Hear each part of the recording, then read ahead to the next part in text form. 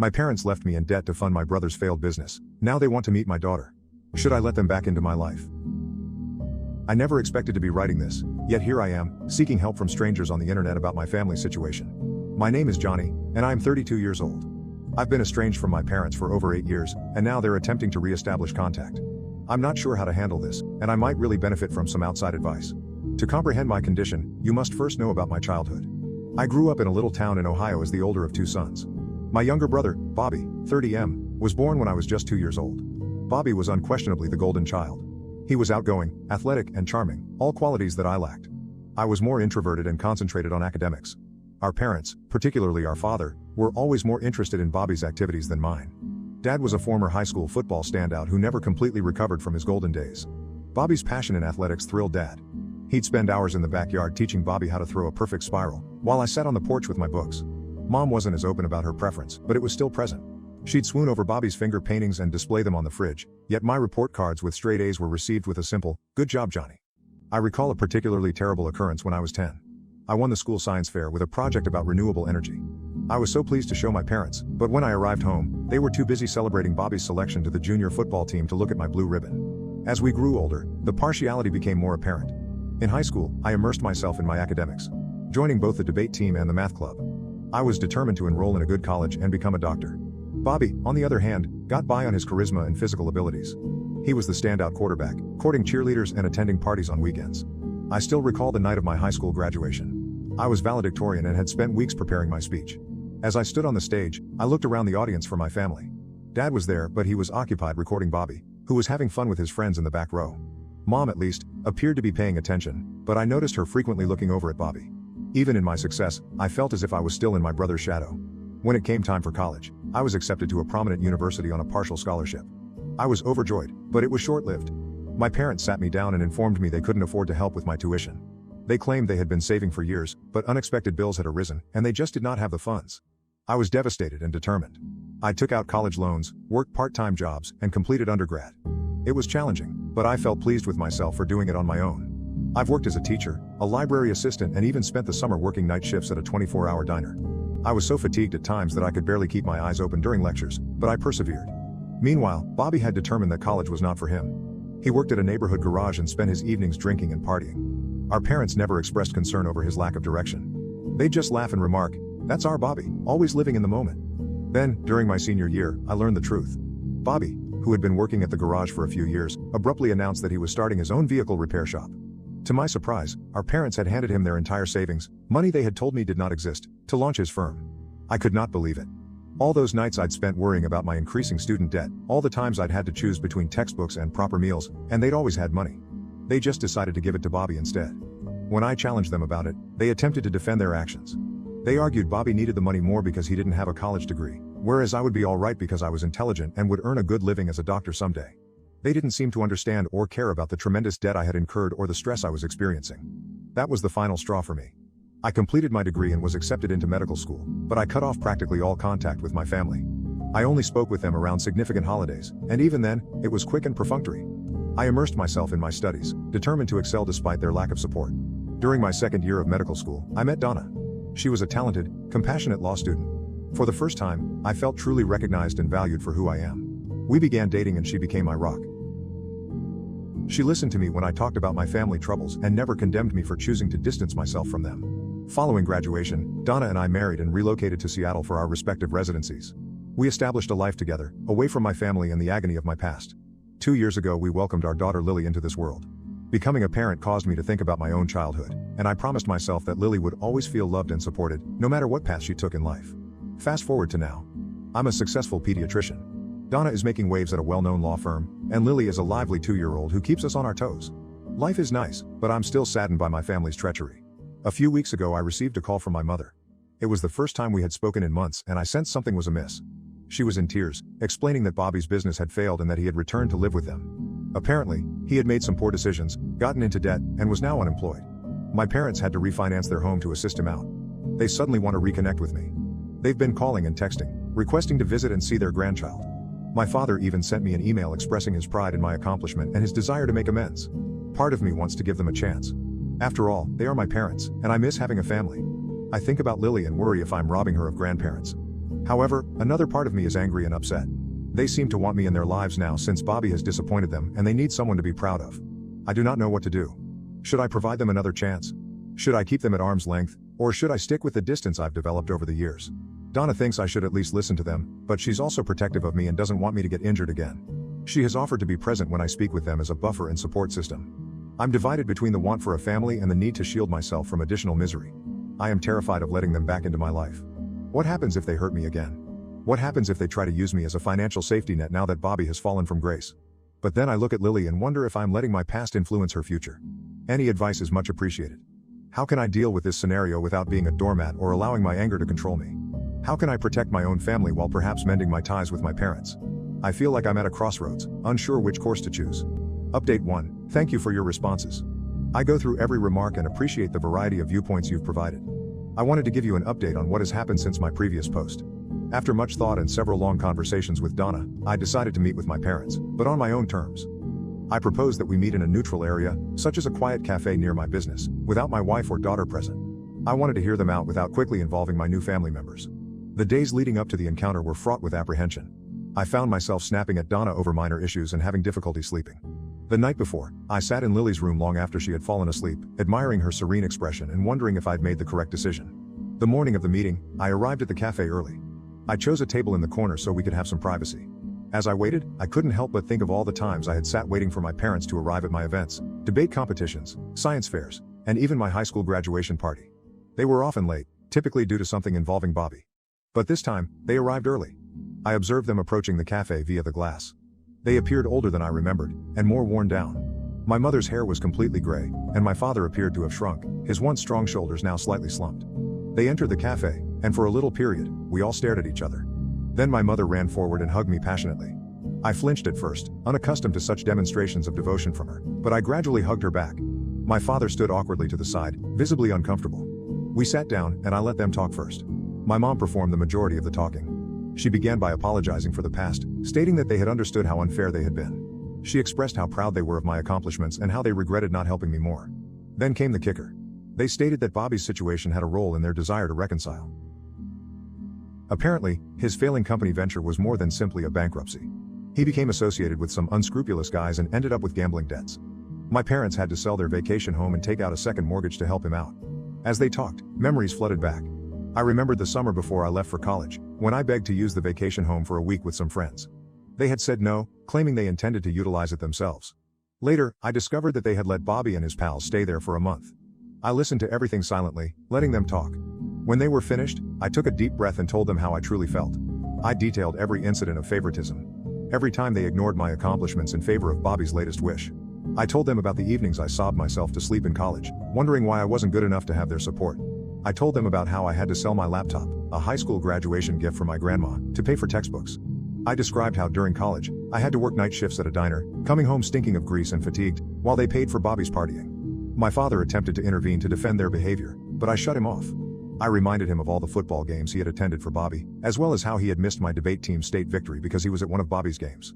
I informed them that, while I appreciated their apologies, it did not erase years of pain and neglect. I made it obvious that if they wanted a relationship with me, it would be on my terms, which would require time and effort on their part. I also addressed the elephant in the room, Bobby. I informed them that, while I sympathized with his predicament, I didn't want to be his safety net or compete for their attention again. My life, my wife, and my daughter were my top priorities right now. As I spoke, I could see the pain and regret on their faces. My mother was silently crying, and my father appeared to have aged 10 years in the course of our chat. Part of me felt bad for causing them distress, but another part felt glad to finally express these things aloud. The conversation ended with mixed emotions. We agreed to take things slowly. I stated I'd be available for occasional phone conversations, but I made no guarantees regarding in-person visits or introducing them to Lily. I told them I needed time to comprehend everything and asked them to respect my boundaries. As I left the cafe, I felt an odd combination of melancholy and relief. It wasn't the heartfelt reconciliation some had hoped for, but it seemed genuine and essential. I walked to my car and sat there for a while, repeating the conversation in my head. When I arrived home, Donna was waiting for me. She took one look at my face and hugged me. We sat on the couch and I told her everything. She listened without judgment, providing comfort and support. Donna asked me how I was feeling that night when we were lying in bed. I told her I was unsure. Part of me felt lighter, as if I'd finally let go of a load I'd been carrying for years, but another felt raw and exposed, as if an old wound had been reopened. I'm still processing things, but I feel like I've made a step toward healing. even if the path ahead remains unpredictable. I know it won't be easy, and there will be a lot to go through, but for the first time in years I feel like I might be able to reconnect with my parents. I'll keep you updated as things progress. Thank you all for your encouragement and wisdom. It has given me the strength to confront this circumstance front on. Update 2. It's been approximately a month since my meeting with my parents, and I wanted to provide another update. Things have been complicated. True to my word, I have allowed only limited communication with my parents. We've had a few phone calls, mainly brief and embarrassing. My mother has worked quite hard, possibly to an excessive degree.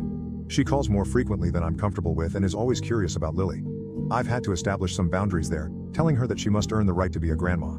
Last week, she called and spent 20 minutes telling me about a toy she had purchased for Lily. I had to interrupt her and remind her that she hadn't even met Lily yet, and it wasn't right to purchase her things at this point. She appeared to be hurt, but I kept my position. In contrast, my father has remained aloof. He has only spoken to me once, and it was a stiff chat.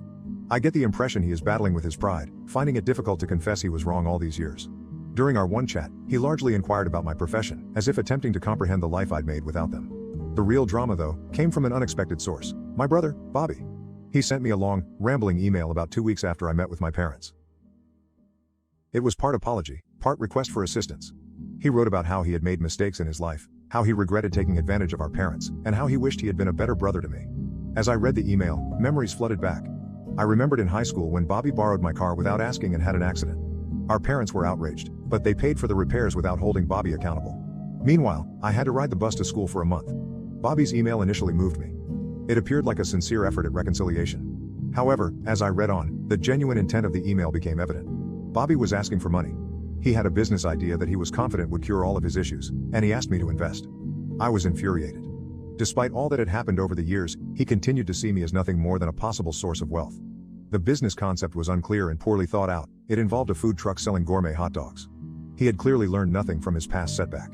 I did not answer your email. Instead, I phoned my folks. The talk was tense. When I questioned if they knew about Bobby's email, they said they did. In fact, they urged him to contact me. They believed that if Bobby and I reconciled, it would help bring the family back together. I lost my composure at that time. I explained that their attempts at manipulation were precisely why I had separated myself in the first place. I reminded them of all the times they had allowed Bobby's poor behavior, from covering for him when he cheated on tests in high school, to bailing him out of jail after a DUI in his 20s. I made it clear that I was not interested in sponsoring another of Bobby's schemes, and I was disappointed that they would even consider asking me after everything that had occurred. I informed them that if this was their notion of making amends, they needed to learn a lot about respect and boundaries. The call ended poorly. My mother was crying again. My father was defensive, and I was shivering in wrath. I felt as if all of our progress had been undone in an instant. After I cooled down, I discussed matters with Donna. She's been my rock through it all, providing support and a clear perspective when I needed it the most. We concluded that for the time being, it would be best to distance us from my family. The trust that had been tentatively restored has been shattered, and I need time to comprehend it all. I feel discouraged and upset, but also strangely relieved. This incident proved that my suspicions were correct. My family still doesn't realize the anguish they've caused or respect the limits I've established. It's a difficult but important revelation. For the time being, my attention is focused on my own family, Donna and Lily. They are my top concern, and I refuse to let the drama with my parents and Bobby detract from the enjoyment we've created together. Last night, while I was tucking Lily into bed, she wanted me to read her favorite story, *The Giving Tree*. As I read, I realized how different my relationship with her is from that with my parents. I want her to know she is loved unconditionally, not based on what she can provide or do. This morning, I sent my folks a brief email. I told them I needed some space and would contact them when I was ready. I also made it plain that any future relationship would be contingent on their ability to respect my limits and regard me as an equal, rather than merely a potential solution to their problems with Bobby. I have not heard back from them yet, and I'm not sure how I feel about it. Half of me is relieved by the quiet, but another half wonders whether they've given up on reconnecting. For the time being, I'm taking things one day at a time. I have a busy week at the hospital, and Donna and I are organizing Lily's 3rd birthday party. Life moves on, and I'm resolved to concentrate on the good aspects of my life rather than linger on the negative. I'll update again if something big happens, but for now, I believe it's time to finish this chapter and move on with my life. Thank you all for your help and advice throughout this process. It's meant more than you realize. Update 3. It's been 6 months since my previous update, and I felt it was time to discuss what's going on. My family situation, as well as my viewpoint on things, have altered significantly. First, let me explain the situation with my parents and Bobby. After the argument over Bobby's email, I kept my distance. I ignored calls and messages, concentrating on my business and my immediate family. It was difficult, particularly over the holidays, but I believed it was vital for my mental health. 3 months ago, I received a letter from my father. It wasn't an email or text, but rather a handwritten letter. The sight of his familiar handwriting triggered a flood of memories, birthday cards and messages in my lunchbox from when I was younger, before Bobby came along and everything changed. In the letter, he did something I never expected. He gave a sincere and honest apologies. He acknowledged their favoritism toward Bobby, the pain they had caused me and the mistakes they had made in attempting to reconcile.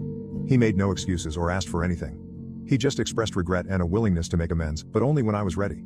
He talked about how he had been thinking a lot and realized how his own fears had influenced his actions. He stated that he had lived vicariously via Bobby's sporting accomplishments since he felt inadequate in his own career. He claimed he had always been proud of my academic achievements but didn't know how to express it. I was suspicious at first, but something about the message felt unusual. Maybe it was the exertion of writing it by hand. Or perhaps enough time had elapsed for genuine thinking. Regardless, it paved the path for cautious communication. We've been talking more frequently lately, generally just my dad and me. Our interactions are still occasionally awkward, but they feel more genuine. He's been asking about my work and family, and he truly listens when I explain about my life. He's also been open about his own challenges, such as his difficulty acknowledging mistakes and his fear of losing his children. He asked Lily last week if he might send her a birthday gift. Rather than simply saying yes, I suggested we video call so he could see her open it. I hadn't seen such delight on his face in years as Lily joyfully unwrapped the toy doctor kit he sent her. My mom and Bobby's situation remains difficult. My mom has shown greater respect for my boundaries, which I appreciate. She's been sending out sporadic emails with family recipes and old photos. It's a modest gesture, but it appears like she's attempting to connect in an unobtrusive manner. Bobby, I've learned, has finally found treatment for his gambling addiction and is now working a steady job for the first time in years. He has not contacted me personally, which is probably for the best right now. Dad indicated that Bobby is going to Gamblers Anonymous sessions and trying to repay some of the money he owes our parents. The most significant change, however, has been in my own perspective. Throughout everything, I've learned that, while I can't erase the past or control my family's actions, I can choose how I react to them. I've been working to let go of some of the anger and hatred I've harbored for so long. It is not easy, and old hurts still arise on occasion, but I'm trying. I have also developed a new appreciation for my own family. Donna has been tremendously supportive throughout this process, offering advice when I needed it and simply listening when I needed to rant. Watching Lily grow and shaping her idea of family has made me think about what I want it to mean for her. Last weekend, we enjoyed a picnic in the park. As I watched Donna push Lily on the swing, I felt a sense of calm I hadn't felt in a long time. I understood that no matter what happened to my parents or Bobby, I now have my own family, one based on love, trust, and mutual respect. For the time being, we are taking things day by day. I'm not rushing into anything, and I'm not closing any doors. My top priority is still my wife and daughter, but I'm cautiously enthusiastic about the possibility of healing some of the rifts with my parents. This path has been both painful and fascinating. I've learned a great deal about forgiveness, limits, and the complexity of family relationships. Whatever occurs next, I feel better prepared to deal with it. Thank you all for your help and advice throughout this process. It's meant more than you realize. Thank you for watching. If you haven't subscribed yet, please do so and hit the notification bell to stay updated with more shocking real-life stories happening around you.